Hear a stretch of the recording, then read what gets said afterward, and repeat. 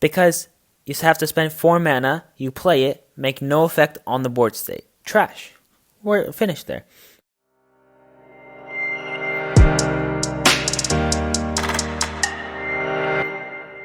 So I'm going to get into, is Toski, is he broken, is he not? Let's get into that. Let's jump right into the card. So here he is. I have him pulled up. His name is Toski. Alright. So it's a 4 mana creature. 3 anything, 1 green. So it better be good, man. It better be good. I'm seeing 4 mana and I'm seeing 1/1. So the card's gotta have some serious flavor text. So not flavor text, keyword abilities or abilities, just in general. So not looking so good for Toski, our friend here. The spell can't be countered. That's pretty good. That's pretty good. Indestructible. That's good too. It has to attack each combat if able. That's a downside.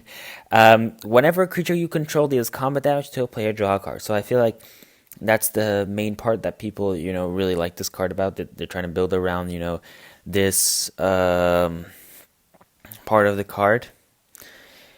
And I do understand, people are trying to make like go wide, trample decks. I see a bunch of people, they've been making commander decks. I don't know if it's for the views or if they actually think it's good or not. But they're making many Toski. So I looked into Toski, and the cards that seem to be similar to Toski here in Mythical Spoiler is Edric, Spy Master of Trest. I really don't know how to pronounce anything. They also say Izzo, Enlightened Bushy, but I can't really understand why. So I'm going to skip on that. And the one that is most similar to this, in my opinion, is Bident of Thassa. So I'll start off with Bident of Thassa. Is Bident of Thassa a good card? The answer, no, it's not a good card. Why? Because you have to spend 4 mana, you play it, make no effect on the board state. Trash. We're finished there. It has an activated ability, but no other reason. It gives you devotion, maybe. The activated ability, it's not enough of a reason to play the card. Cards on their own need to be good if they want to be broken, if they want to push the limit, if they want to be, that supreme card, then they have to be, they have to be a good card on their own, right? And Bident of Thassa here, the only thing that it does on its own is make your opponent's creatures attack you. So if you don't really have creatures, you're not really going to draw cards. And you're starting to get forced to attack with these creatures to be able to draw cards. So if you ever want to play on the defensive, it doesn't really give you that option. So it forces you to be on the offensive.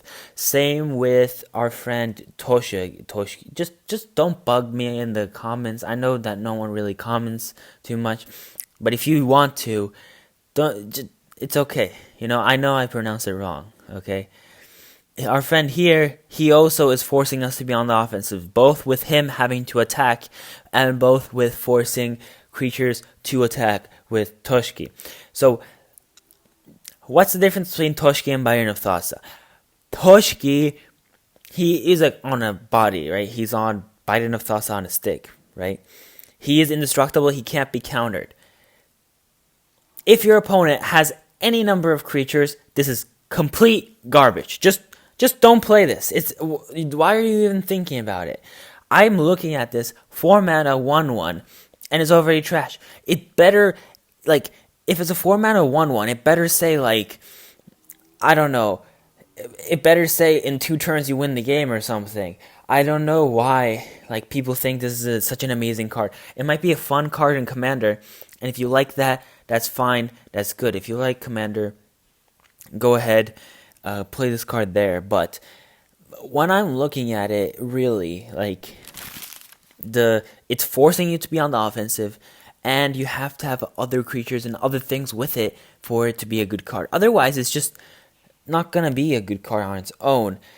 And because of that, I just think it's just not broken. Broken or not? Answer not.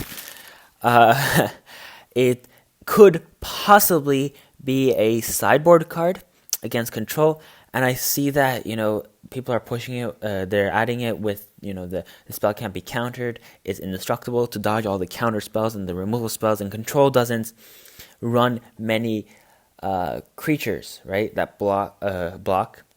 So Toski is gonna oftentimes be able to get in and draw cards. So it's just this tiny little guy that's gonna chip this squirrel. That's gonna chip in and deal some damage, right? So that's what I think in Toski.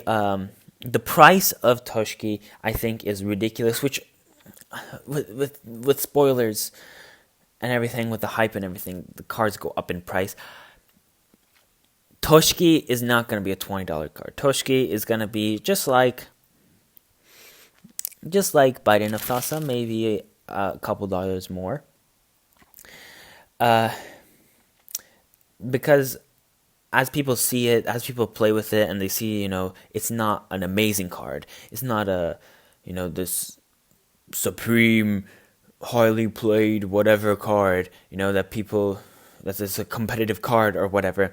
And, it's not in competitive tournaments, and there's not a high demand for it, and that people don't want to pick it up. Now, obviously, with the time of the Cove and whatever now, it's not really like that. But you do want to play with it like Commander or something on MTGO just for fun, which, a lot of times, Commander is for fun. It's not really a competitive format. So, have fun with Toski. Just play around with it. It's a nice legendary creature. You can build your go wide deck or trample deck and try to draw cards. And, the squirrel thing is kind of a meme. There was like a big squirrel guy in Unstable.